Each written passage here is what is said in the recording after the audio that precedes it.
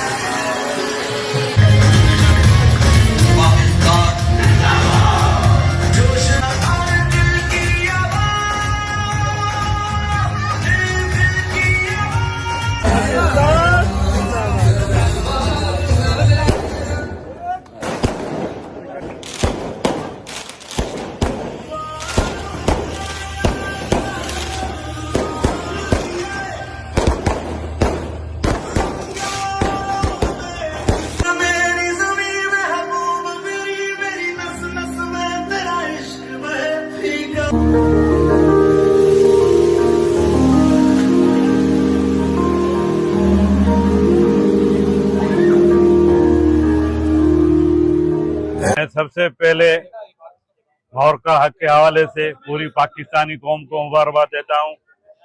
गुज़श्ता साल हमारे पड़ोसी मुल्क भारत को पाकिस्तान अफवाज ने जो तारीखी उनको शिकस्त दी, उस तारीखी फतेह पे पूरे पाकिस्तान में गुज़श्ता कई दिनों से जो सेलिब्रेशन हो रही है, मैं समझता हूँ ये हमारे मुल्क और कौम की ये बड़ी कामयाबी हासिल है।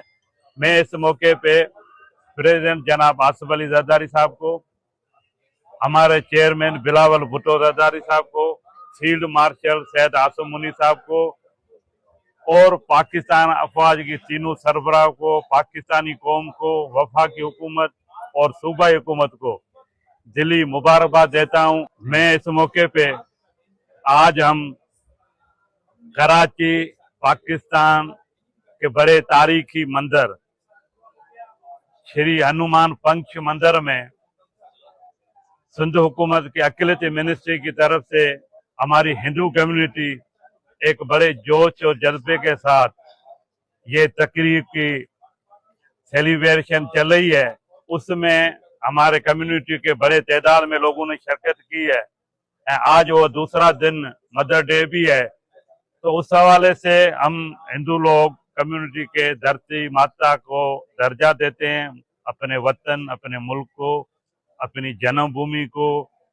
जो हमारी मोहब्बत, जो हमारा खुलूस अक़लियती बिरादरी का इस वतन मुल्क से है, मैं समझता हूँ वही जज्बा हमारे अक्सरियती भाइयों का भी है।